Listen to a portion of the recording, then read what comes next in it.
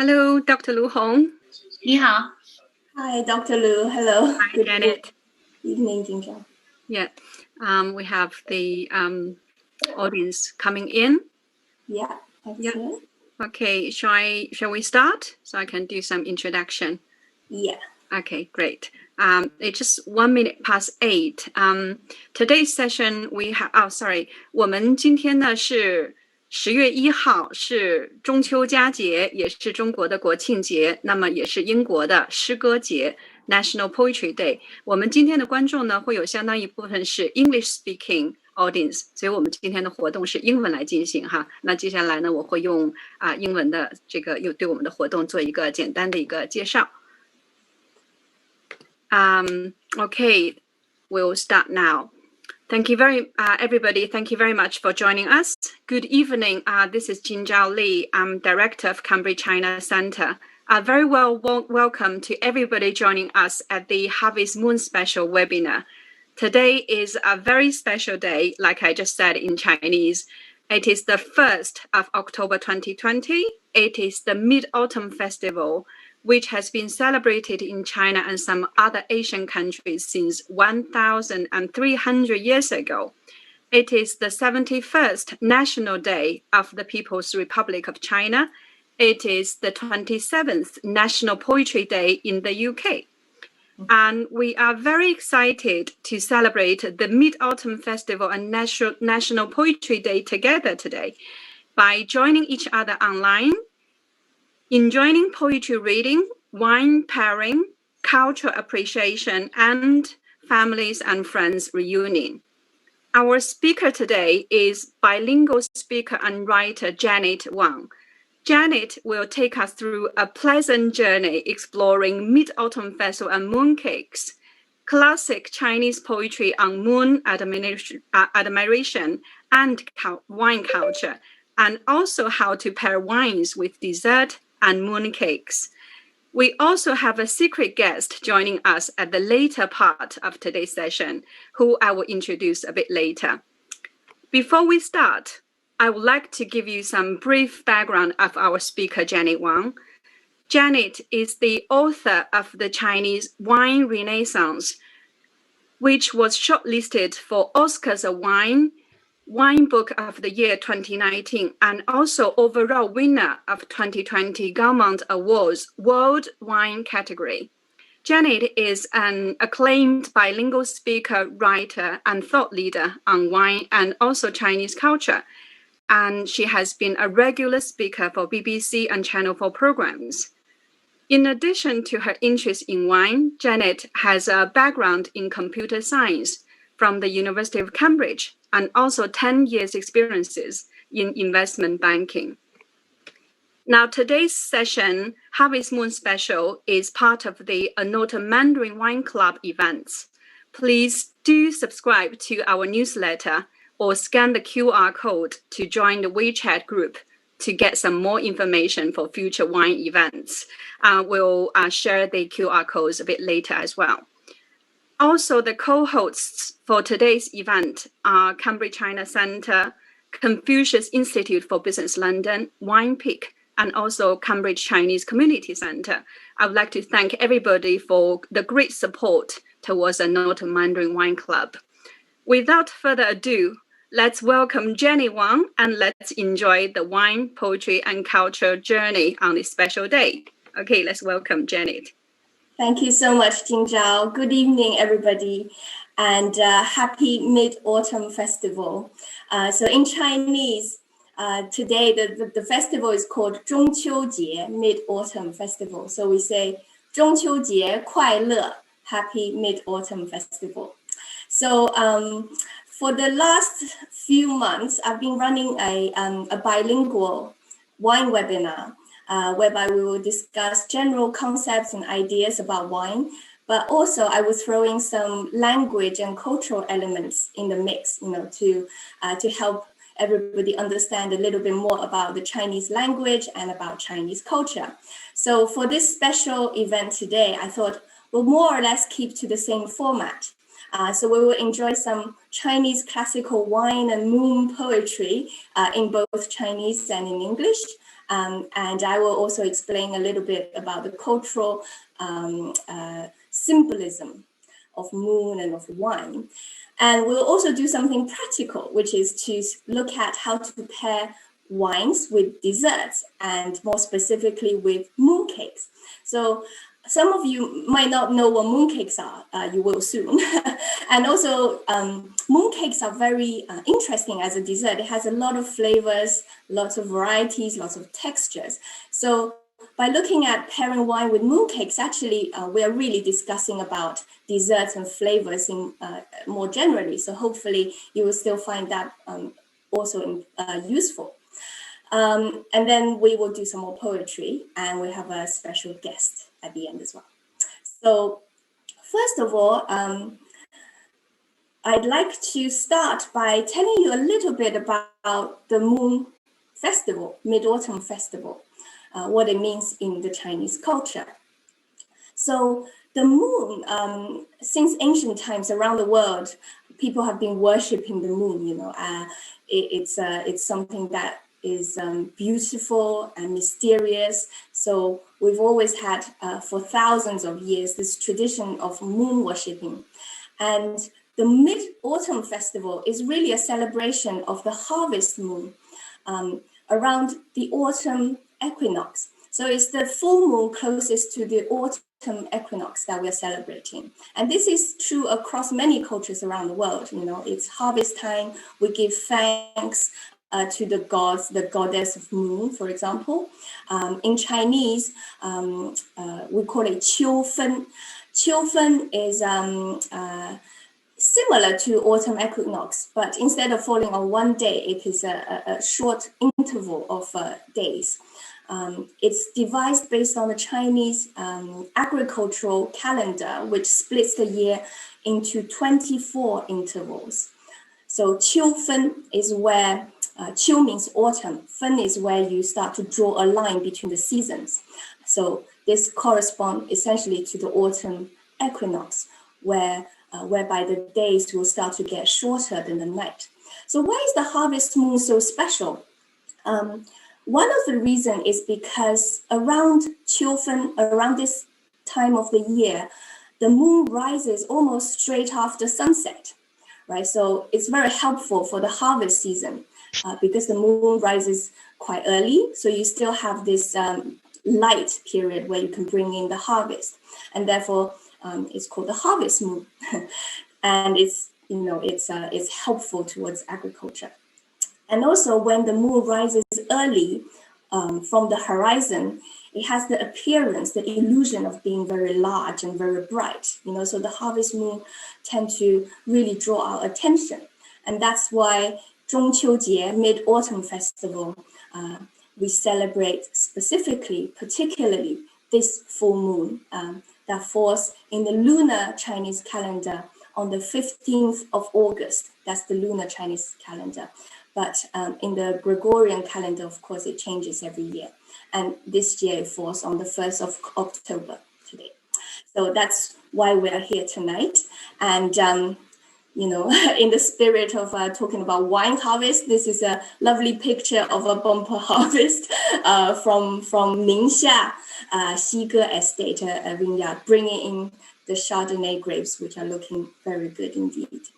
So, of course, Chinese people have always been interested in symbolism.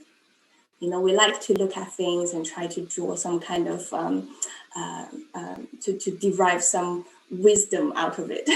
So, it's unsurprising with the moon, the moon waxing and waning, and on the full moon, around the full moon, people will start to think about what that symbolizes. So full moon in China symbolizes fullness, fulfillment, unity, union. So around Mid-Autumn Festival, we like to gather around with friends and family. It's a time for reunions, to spend time with friends and family, and to contemplate on life, on the fullness or the changeability of life, like the moon that will wax and wane, right? So the moon has always been very dear to our hearts, especially with artists and poets. The moon could be something that is both beautiful, mysterious, distant, that represents hope, fulfillment, but also sometimes it's cold, it's isolating, it's something devoid of human contact. So depending on the mood and the condition of the poet, you will get very different atmospheres, from how they describe the moon. And of course, you can imagine when we look at the moon, we will notice shadows, we will notice the bright and the darkness of the moon, right? The patches, and we would wonder what they are, And of course, people will start to say, oh, does the shadow look like this or that? And you can imagine various folklores and legends and myths will come about out of all these speculation and moon gazing. So the most enduring legend associated with the Mid-Autumn Festival is about the moon goddess Chang'e. So her story, very briefly, I'll just go through it very quickly. So Chang'e is the moon goddess, but she was a mortal woman, a very beautiful woman. She's married to a hero who does all sorts of heroic deeds, and to reward his heroic efforts, the heavenly empress gave him the elixir of immortality, and she gave him the elixir for 2 people. So the idea is that he can enjoy this immortality with his wife. So his name is Yi. So Yi went home very happy, told Chang'e, we've got this elixir and we could live happily forever. But just before they took the elixir, Yi was called again away on duty because of some impending disaster that needed his attention. So before he took the elixir with Chang'e, he gave the elixir to her keeping and said, I will be back maybe in a few weeks. And after I return, we will take this elixir together. So Chang'e, of course, said, of course, I'll wait for you patiently. But while he was away, Chang'e became rather agitated. She was very curious. And one day, out of loneliness and boredom and curiosity, she decided to take the elixir to have a taste.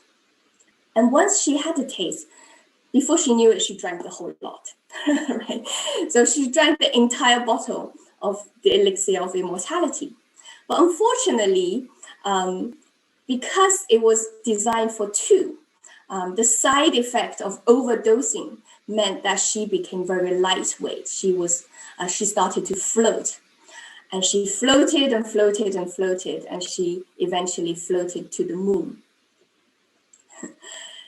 She couldn't help herself. She just got drifted upwards, and she landed on the moon.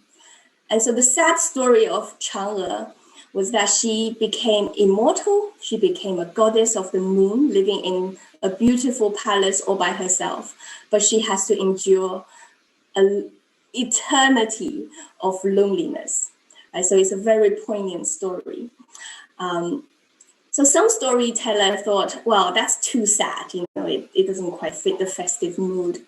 So let's be kind to Chang'e. And let's say, hey, there's actually a rabbit as well on the moon. Look, the shadow bit, that's someone else. It's a shadow of a rabbit. So one other version of the story says that there's a white rabbit, as white as jade. So the rabbit is called jade rabbit. Yu tu in Chinese. Yu is jade, tu is rabbit. Yu tu. So Chang'e is basically in this moon palace with the jade rabbit. So quite a beautiful yet poignant story. And hence we always, as Chinese people, we grew up with this story, and we implicitly have this idea, this concept that, on the moon, the shadows you see are this beautiful palace with a lonely goddess and possibly a jade rabbit. Just as an aside, you might have heard on the news back in 2014, as part of the Chinese lunar program, humanity's first landing on the dark side of the moon was accomplished by Chang'e lander and Yutu rover, right? So they were named after the Chang'e, the goddess of the moon, and Yutu, her rabbit. So Chang'e lander and Yutu rover. So in case you were wondering why they were called Chang'e and Yutu, and that is why. So now, with that background in mind, we can start to enjoy some poetry. The first poetry is called Prelude to the Water Melody. This is very famous in China, and it's written by Su Shi, a Song Dynasty scholar and poet, and he's probably the preeminent figure of Song Dynasty of the 11th century. He was a scholar, he was a gastronome, he was a winemaker, actually. He makes good wines, and he loves food. He's also a great calligrapher, a painter, as well as one of the most important politicians of his day. So this guy was really just brilliant at everything. And he is a very influential figure in Chinese history. And in terms of his poems, he's among the greatest. So in Song Dynasty, the poetry, the form of the poetry, the most famous form is called ci. Ci literally means lyrics. So at the time, for example, Prelude to the Water Melody, this is clearly a song, right? So at the time, a lot of tunes are very popular, and poets would write ci, i.e. lyrics, to fit the form of the music. So ci, although it's a very free-flowing form of poetry, it has to adhere to the form of the tune of this song, so that anybody who picks up this particular lyric, they know exactly which tune it would go with. So that's why it's called Prelude to the Water Melody. Although the poem itself is about moon, about wine, about spending time alone at Mid-Autumn Festival. So that's why the poem comes with a preface. He says, "'Tis the Mid-Autumn Festival of the Bingchen year," that's 1076 AD. "I drank all night and I'm drunk in style. So I composed this song dedicated to the thoughts of my brother Ziyou." So at this particular time, he was alone and drinking by moonlight, admiring a beautiful moon, but also lamenting the fact that he's alone and his brother is far away. So that's the context of the poem. So I will first read the English translation to you. So you have a rough narrative framework of the poem, and then I will read it in Chinese. So Prelude to the Water Melody. How often does a bright moon grace the sky? Raising my wine cup to the heavens, I ask. I wonder in the palace of the heavens, which epoch does the present day belong? I wish to ride the wings to go back up there. Yet I am afraid of mansions made of cold jade. The higher the place, the chillier it gets. One dances to a lone shadow. How could that compare to our humanly realm? The moon now turns to illuminate the red house, stooping low and penetrating the window panes, glaring at the sleepless. Why should the moon begrudge us so, to be full and complete when people are apart? We know of sorrow and joy, parting and meeting. The moon knows shade and shine, waxing and waning. Such is the imperfect ways of the world, and have always been so. I only wish we may be blessed with health and longevity. Even though thousands of miles apart, we could share the beauty of the same moon. So that's what the poem is saying. And in Chinese, 水调歌头，明月几时有？把酒问青天。不知天上宫阙，今夕是何年？我欲乘风归去，又恐琼楼玉宇。高处不胜寒，起舞弄清影，何似在人间？转朱阁，低绮户，照无眠。不应有恨，何事长向别时圆？人有悲欢离合，月有阴晴圆缺。此事古难全，但愿人长久，千里共婵娟。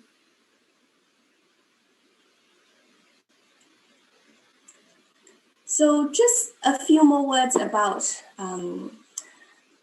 the poem.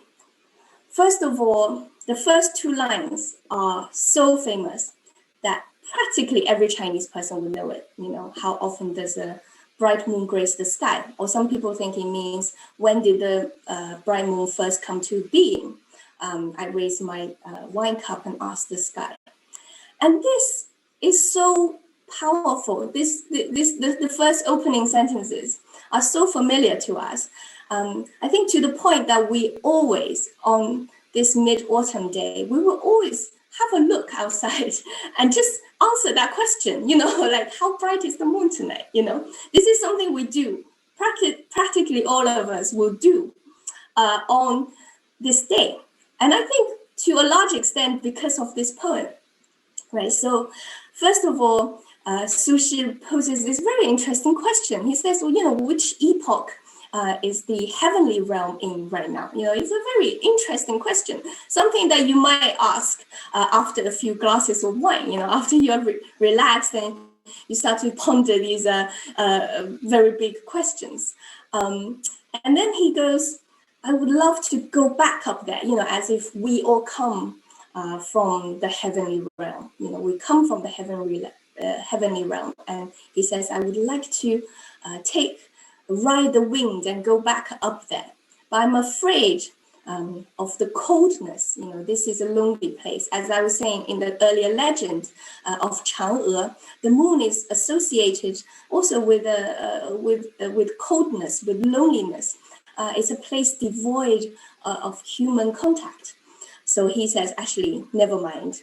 I don't really fancy that, really. I would rather stay in the worldly realm. You know, there's warmth, there's friendship and family, and that's much more interesting. I would rather not be dancing to a lone shadow like Chang'e, the moon goddess, is. So the first part of the poem is very beautiful. The moon is very distant, you know. It's very distant, as if you are admiring its beauty from afar. And wonder, you know, whether it would be nice to go up there or not. And he decided actually no. But then there's a change of dynamics in the second part of the poem.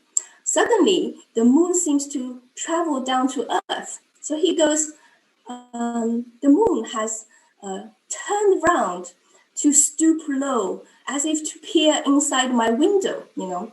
The moon came round the columns of the red mansion, peering through the windows and glaring at me, making me sleepless. So this is very interesting. Suddenly the moon changed from an inanimate and distant object to something that's animated and almost mischievous, right? It's peering through the window at you. But despite its beauty and its brightness, but the poem, because he's sad that he's alone, actually the beauty to him is a nuisance, right? He couldn't sleep. He says, why do you begrudge us so? You should be disinterested in the human condition. But why do you play these cruel tricks on us? Why are you so beautiful and full and bright when people are apart and cannot be together to enjoy your beauty? Right? So the mood sinks a bit at this point. And then Su Shi, being Su Shi, the great poet of China and a great philosopher with the aid of some wine, he decides to lift the mood at the end of the poem. He says, well, actually, this has always been so throughout history. People will come together and be apart, just like the moon, it will wax and it will wane. So mooncakes, of course, it resembles the shape of the moon. And the most popular style is called the Cantonese style. So with this style of mooncake, you have a thin pastry, but a lot of quite rich and sweet fillings. And as you can see on this picture, sometimes we put a salty egg yolk in it to represent the moon. So the egg yolk is salty, it's quite rich and decadent, quite fatty as well, with the sweetness. It's quite a nice contrast in flavors. It adds a lot more depth, but very decadent. And then you also see double yolk. Double yolk represents union, unity. Instead of a single, you are a pair, so it's auspicious. So double yolk is quite popular in Cantonese style mooncake. And the paste, the classic one is white lotus paste. But it could also be things like a red bean paste or made with dates or nuts, for example. There are lots of different varieties. So Cantonese style mooncake. And mooncake, this being one of our most popular festival after the Chinese New Year, mooncake is often given and received as gifts. So they tend to come in very beautiful packages like this, right? So Cantonese style mooncake is the style you're most likely to see, especially in the UK. But there are loads of different styles around China. Just two of the more famous, more well-known regional styles. One is called Su style mooncake from the Suzhou, Hangzhou, eastern coast, northeastern coast. And there's the Jing style mooncake, which is Beijing, around the capital. So Su style mooncake, the pastries thinner, lighter, more flaky, more layered. Whereas, and the fillings could be green beans, it could be savory or sweet, actually. The idea is that it's rich but not greasy. It's decadent but not greasy. It's quite light. The Beijing style mooncake on the left here, the pastry also needs to be light. The filling sometimes osmanthus flour is used quite a lot because osmanthus is in season around this time of the year. So some of these Jing style mooncake are more floral. They're sweet and floral. So the northern style mooncakes compared to the Cantonese mooncakes are a bit lighter in style, and more emphasis is on the light fluffiness of the pastry. So looking at wine and dessert in general, when we pair wine to dessert, usually the idea is that the wine should be a bit sweeter than the dessert. Otherwise, it might be not very interesting. It might just be overshadowed. So usually that's what we say. And sometimes pairing sweet on sweet can get too cloying, too much, right? So usually you'd rather think the other way around, which is when you are having sweet wine, pick a dessert that's less sweet, that's not too sweet, right? You don't want to have a sweet wine paired with an even sweeter dessert, right? So sometimes it's more useful to work the other way around.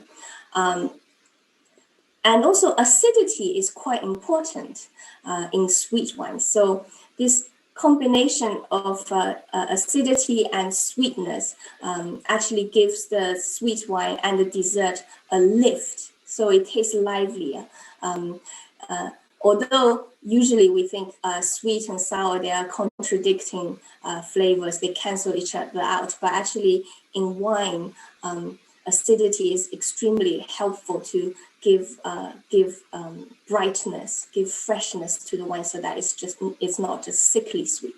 And if you consider some of the grape varieties which are commonly used in making sweet wines, actually the grapes themselves have excellent sugar and acidity potential. Just being able to produce sugar is not usually enough, right? You also need that acidity to be able to produce wines which are sweet but also fresh and bright.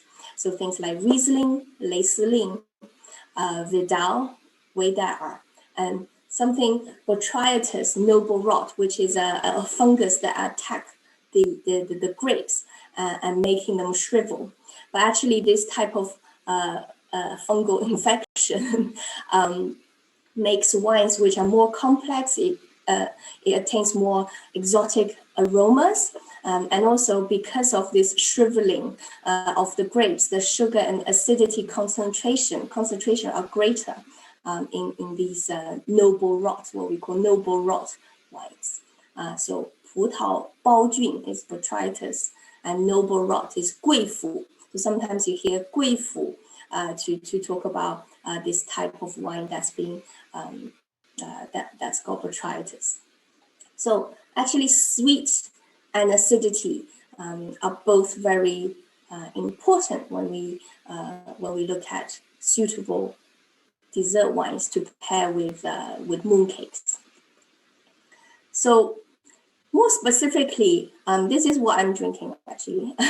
I'm having an ice wine today. Ice wine to me is an all-rounder for matching with mooncakes.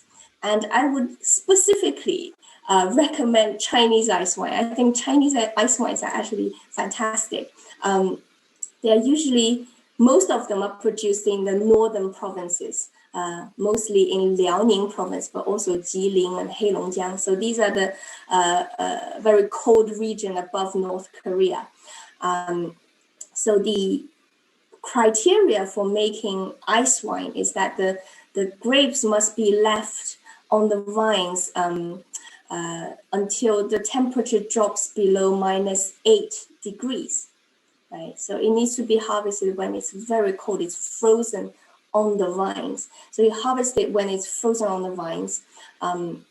So the concentration of the sugar and the acidity are very high, and it makes very delightful ice wines. And Chinese ice wine, I think, are particularly lovely because it's sweet but not cloying, and it has a very zesty and fresh acidity.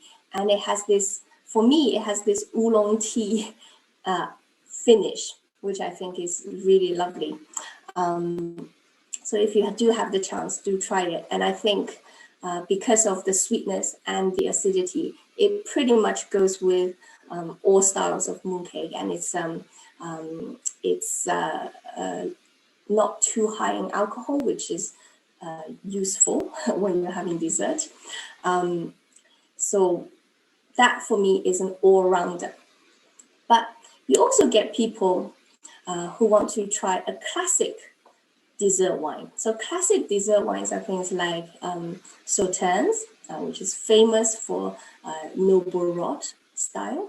Sauternes, you have sweet Rieslings, Tokai, and Moscato, for example, from Italy. So these old world dessert wines go quite well with classic Cantonese style mooncakes where you have a fairly rich filling, sweet, rich filling, but also this salty egg yolk. Right? So that contrast of salt and sweetness and the richness is quite complex. It gives the mooncake quite a bit of weight. It's quite a substantial dessert, right?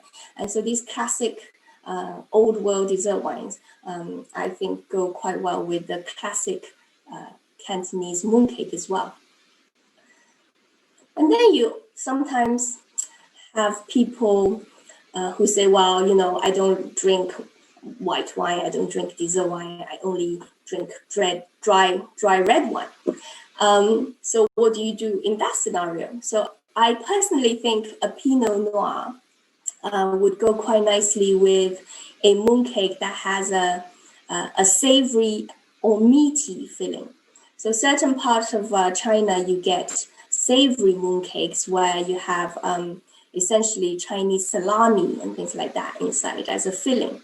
So Pinot Noir would be quite nice because it's got a bit of tannins, but that gets even it gets rounded off by the fat in the meat. Pinot Noir has a lovely red berries, cherries, and sometimes earthy herbal notes, and so it has an affinity with meat and salami type of filling. So that's quite an interesting pairing if your guest or yourself only drink red wine. And how about a dry or off-dry white wine? So again, for example, here I've got a Chinese Riesling from Ningxia. This would go rather nicely with, again, with a savory Su style mooncake, where the pastry is lighter, flakier, and the filling is savory again. So you have the acidity in the Riesling to cut through the filling, but you also have this brightness, floral character to go with the Su style mooncake. And then you have these trendy pairings, right? So rosé is fairly trendy at the moment, and mooncake as well. We're increasingly seeing some very creative versions of mooncake with all sorts of flavors and fillings. You know, dates or sometimes tea or flowers or smanthus and all that sort of thing. A lot of different colors. They're very colorful. And rosé generally pairs quite well with a lot of different flavors. Rosé, even with food, you know, rosé has a lot affinity with a lot of different style of food, even with Chinese cuisine, which is notoriously difficult to pair.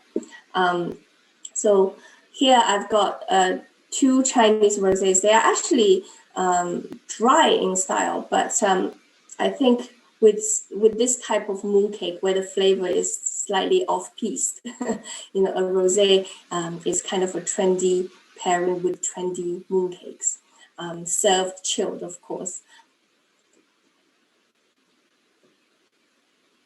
And sparkling wine goes particularly well with these snow skin. They're called snow skin mooncakes. So they're essentially frozen mooncakes. It has a very light pastry. Again, the flavors could be anything really these days.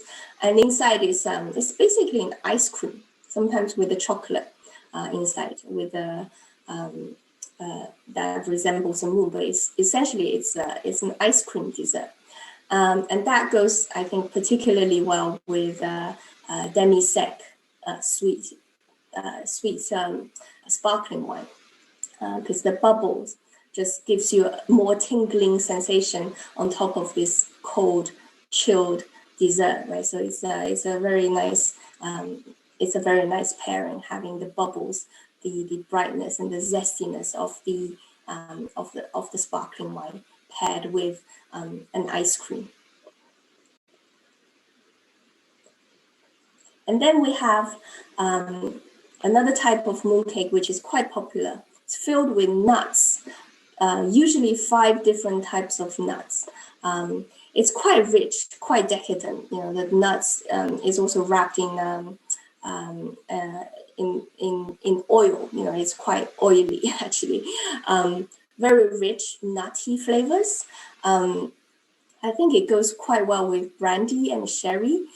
Sometimes you get earthy, spicy notes from the brandy and sherry, and also because you're sipping it in smaller sips with these fortified wines, so it doesn't tend to overwhelm or clash with the really bold flavors of these nutty mooncakes.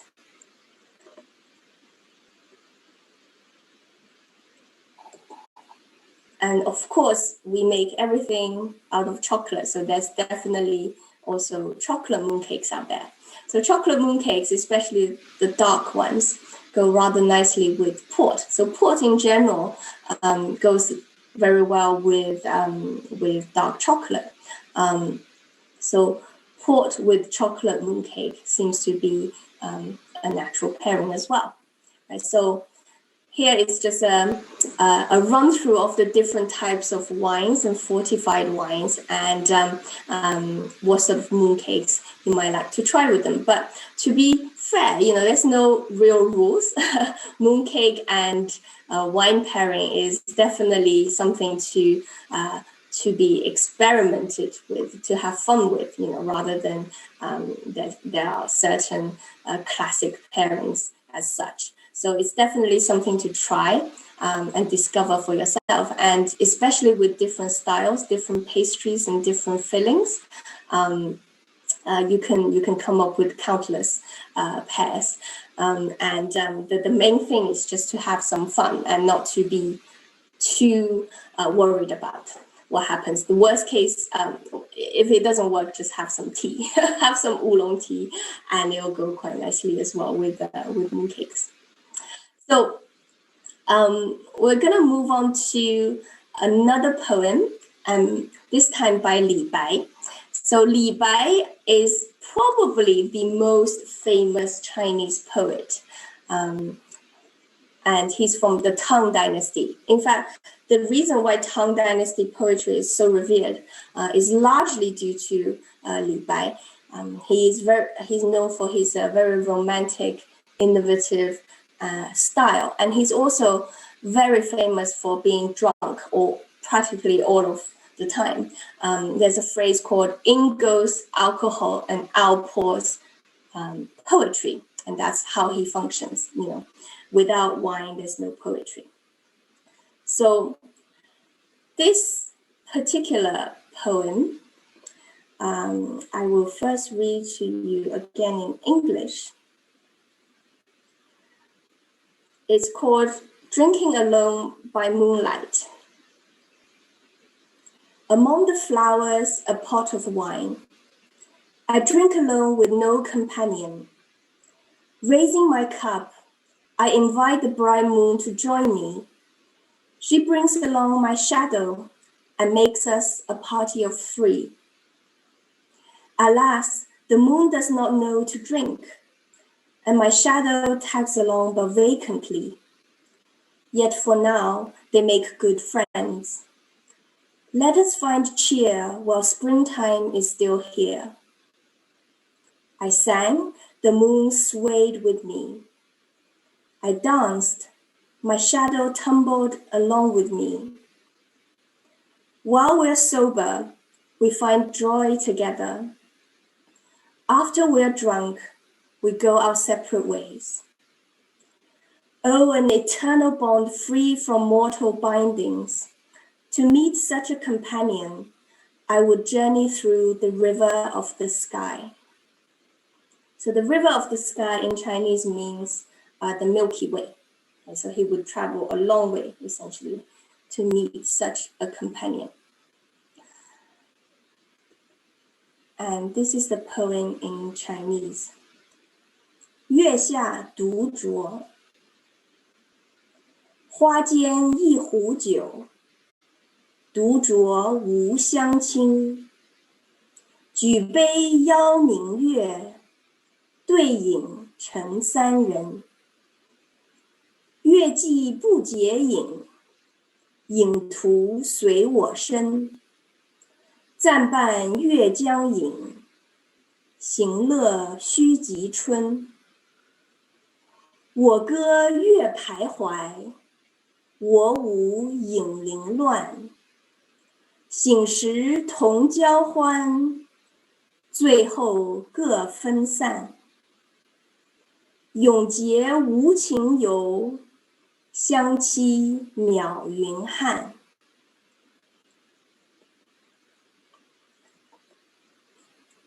So this poem, I had to read it because it's not something that I committed to memory because my parents didn't teach me when I was young for good reason, because I think this poem is all too convincing in the sense that it almost persuades you. You almost think this is a great idea, just if I was an impressionable child learning this poem, I might think it would be a great idea to nick a bottle of wine and go out and try this out, right? So, but that's the charm of this poem. It's so intimate, so convincing. It almost persuades you to do this, right? Go and drink and talk to the moon and dance with your shadows. So Li Bai wrote this poem during a period where he was ousted from his official post. He had great political ambitions, like Su Shi. Su Shi was a great scholar, a great poet, and also a great politician. Li Bai also had this ambition to serve as a politician, but he never really got recognized for his talent at court. He was just treated as a poet at court, not a politician. So he was eventually ousted, and he felt pretty down and low, and he always gets drunk and write amazing poetry, but half of the time is his way to dissipate his disappointment. So this poem he wrote essentially to describe the intimate thoughts, his innermost thoughts of how he felt that he seems to be unable to meet people on earth that understand or recognize him or can really truly appreciate him.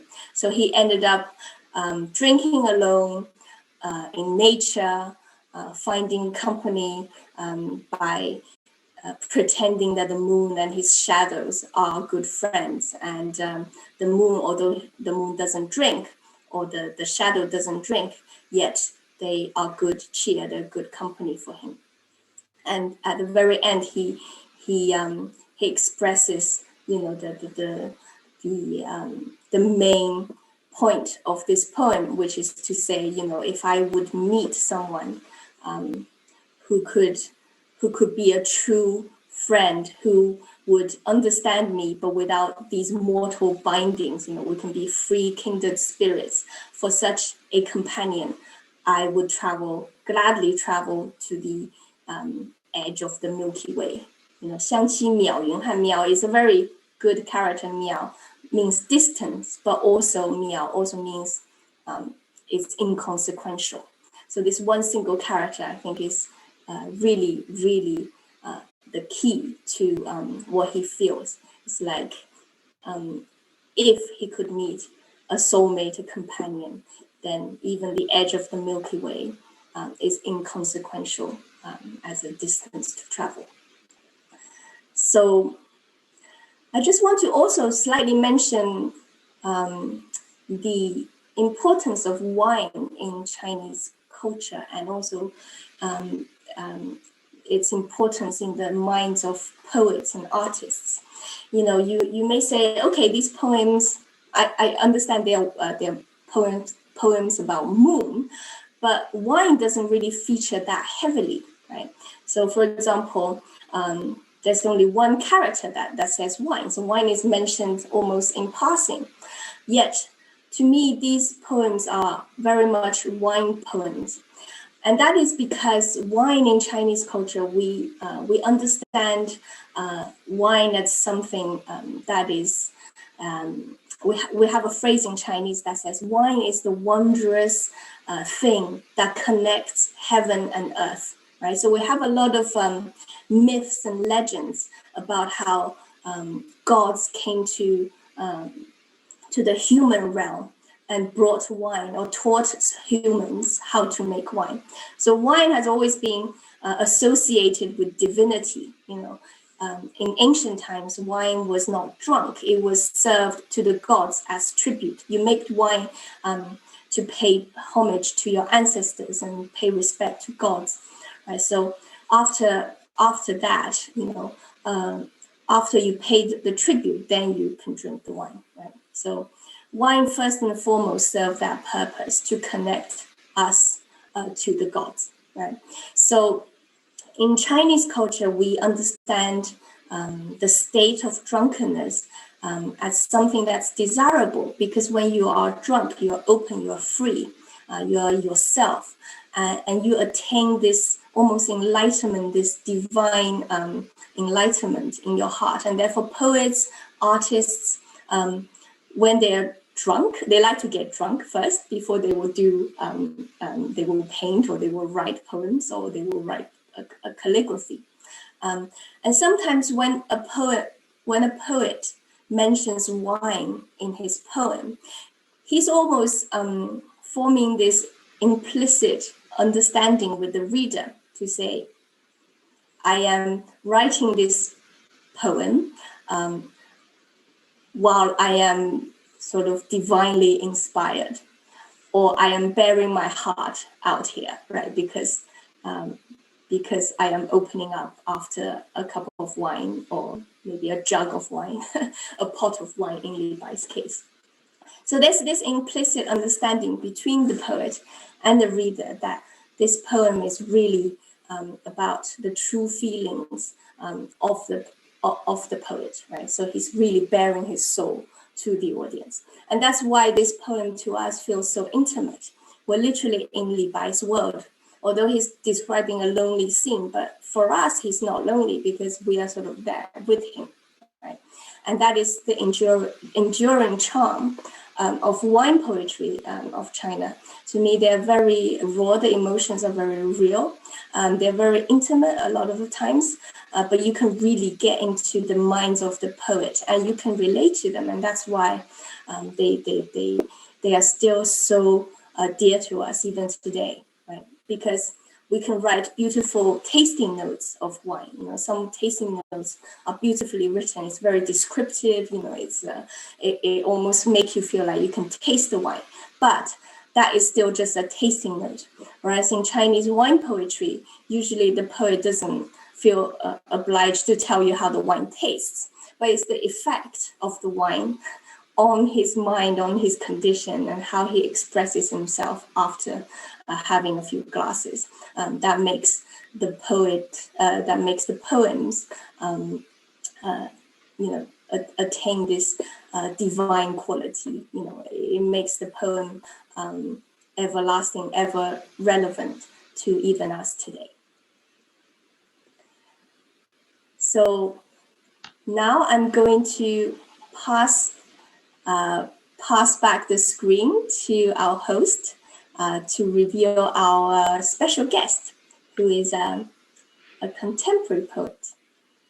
Okay, thank you very much. Thank you, Janet. I've been watching last 1 hour with lots of big smile on my face. Really, all the elements covered in last 1 hour. 嫦娥, 玉兔, 月饼, mooncake, and the poetry really kind of linking up all the years of history and home memories really today on a special day, which make me really homesick very much. Thank you very much. We got somebody in the chat says, Costan Glass says, really enjoying the poetry. And we got a question here about Levi's poetry as well. The third sentence or the fourth sentence says, why 3 figures under the moon? And we can understand it's Levi, his shadow. Who is the third one? It's the moon. So it's saying, I am sitting here. I feel very lonely. So I called upon the moon to come and join me. and the moon brought my shadow to me. So there's three people. There's Li Bai himself, there's the moon, and then there's his shadows. That makes three. So it's Okay, wonderful. Wonderful image. Yes. Yeah. Li Bai was from Tang Dynasty. Really, that's over 1,300 years ago. And Jenny just mentioned that the state of drunkenness.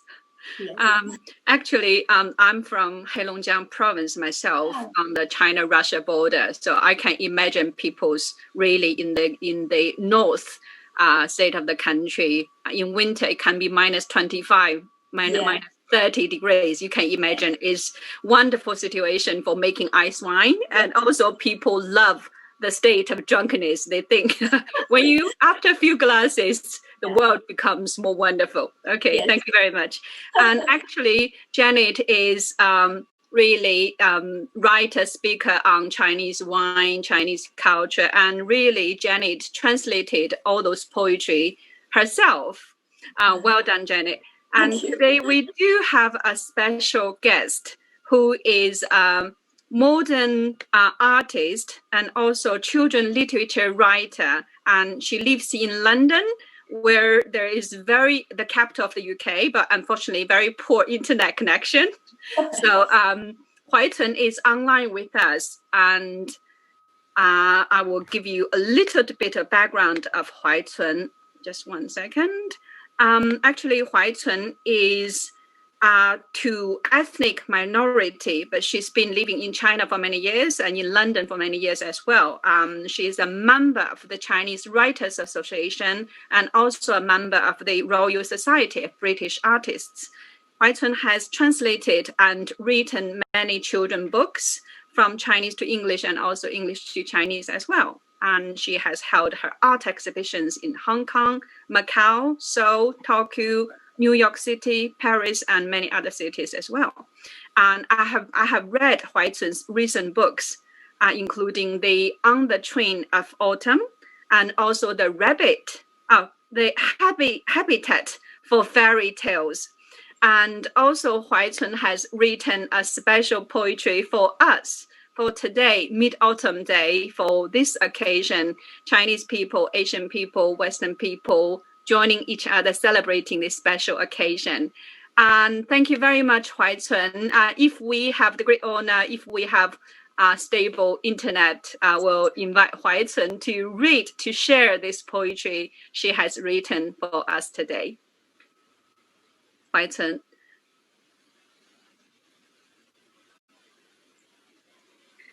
Hello, good day, everyone.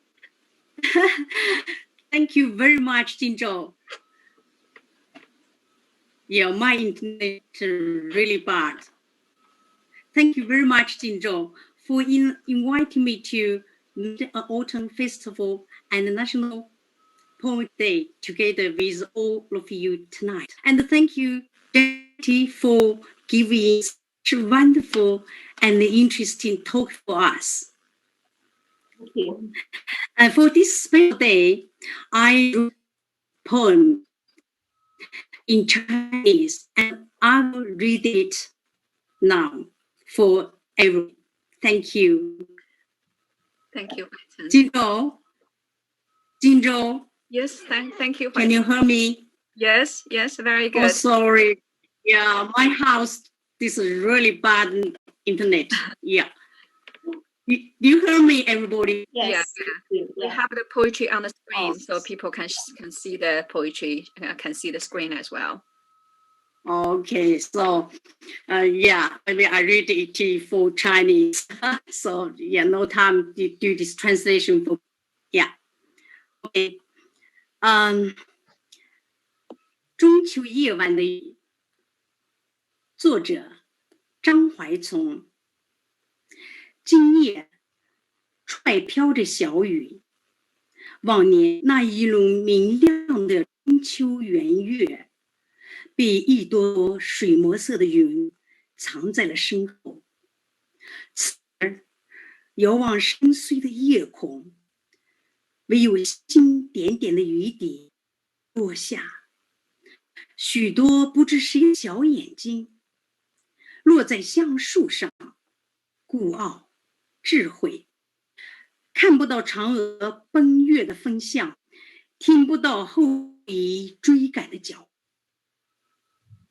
跨过古老的传说，一盏明灯照亮岁月的从容，常常想起月光下阿内念玛丽扭转通的声音，我们光下伴着满天闪烁的星星嬉戏打，等待香案上一堂献，期待嫦娥从远远的月亮飞出来，那将会是多么的激动心啊！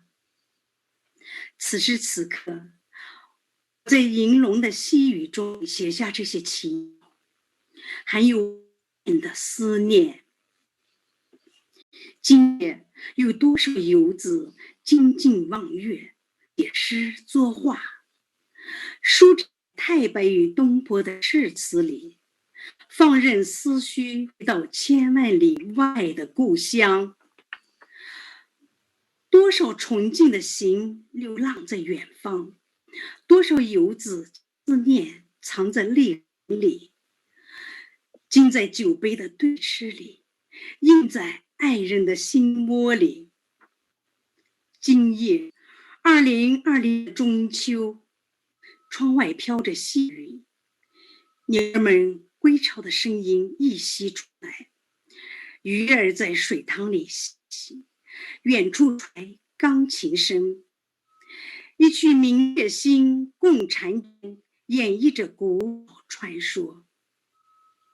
今夜我们同读中秋，今夜后羿还是仰着夜空呼唤嫦娥，一个美丽的声音响在千百万年中永生。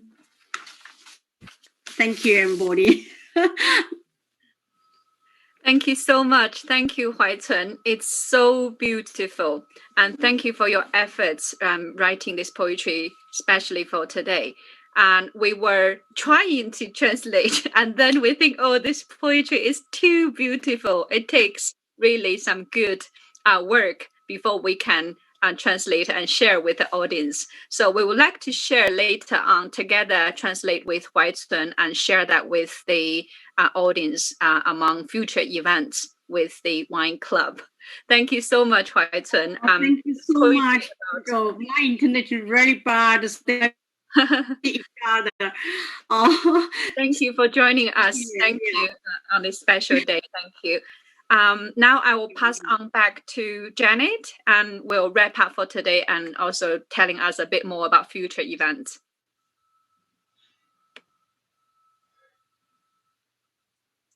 Janet, you are muted. Okay. Great. Thank you. Thank you, Huaicun, again for the beautiful poem.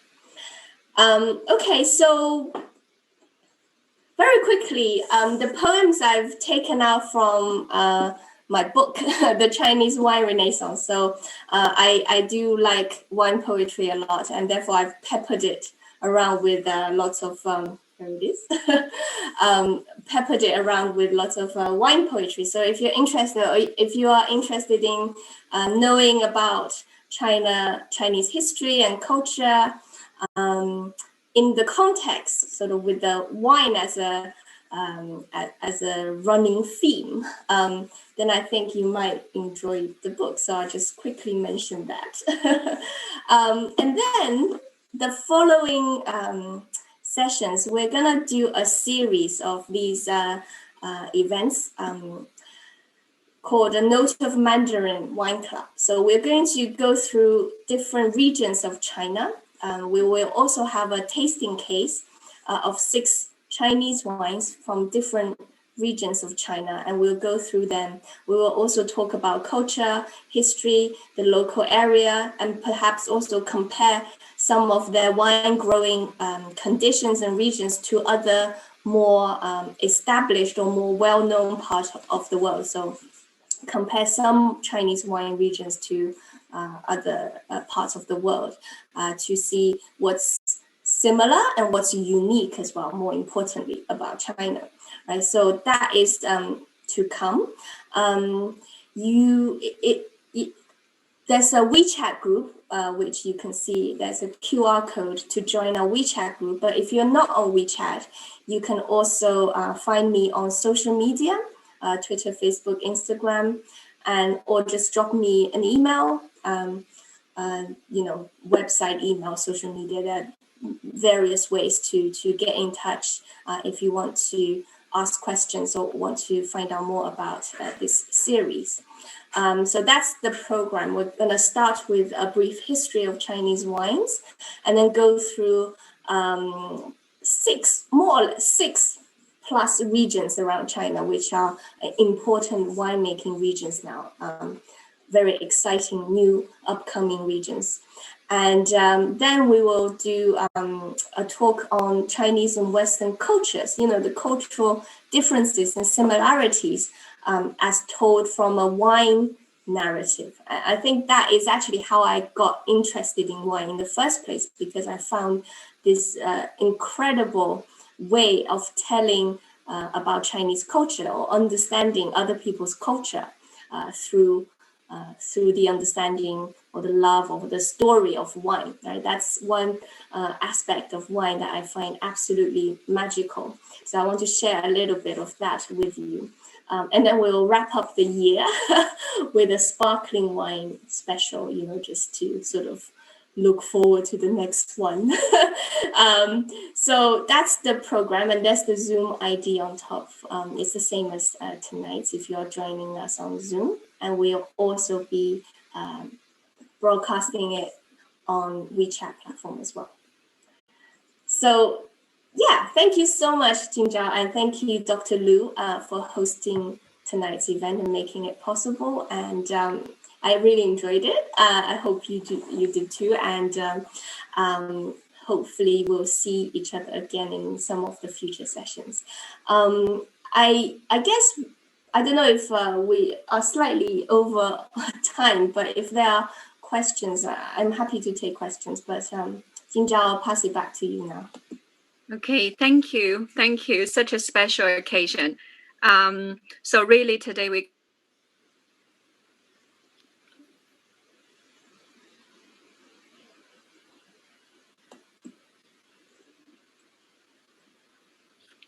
It looks like the internet is stuck. On Jinzhao's side, is it? So really those concepts are not the easiest thing to understand. My husband has been watching this session together with me, and at the end of the session, and he's asking, who is Chang'e? Why there's a rabbit? Why so passionate about moon? So after the whole hour, still muddled. But that's the fun bit when trying to explore different culture. We live in the UK. We try our best trying to understand UK culture. And of course, with our families, friends, colleagues, we would like to be a bridge between Chinese culture and British culture as well. So wine is a great bridge. It's enjoyable and full of history and fun. So we look forward to the Northern Mandarin Wine Club online session season 1. From the 11th October to the 20th of December.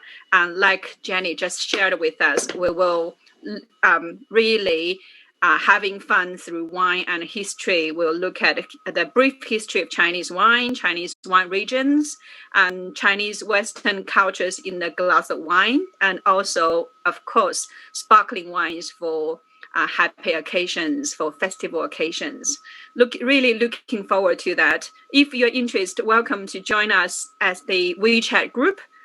Here's a QR code, and also join us at the mailing list so you get the first-hand event information.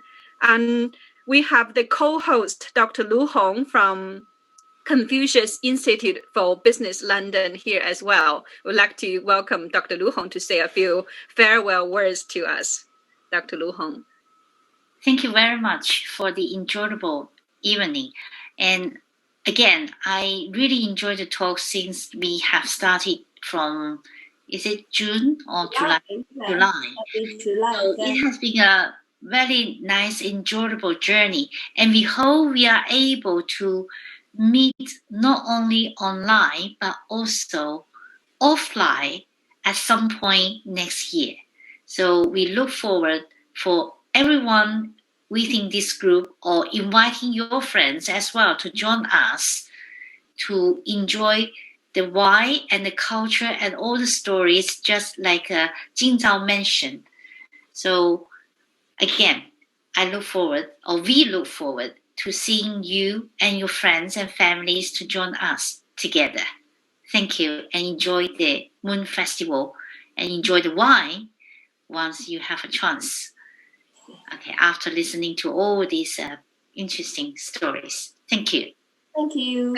Thank you very much. Thank you, Janet. Thank you, the audience from Zoom, from e-platform 小儿童, and also from Facebook. Really, we have 3 rooms live tonight. Thank you all very much for joining us, and happy Mid-Autumn Day, happy National Poetry Day, and we look forward to see everybody on next session on the 11th of October.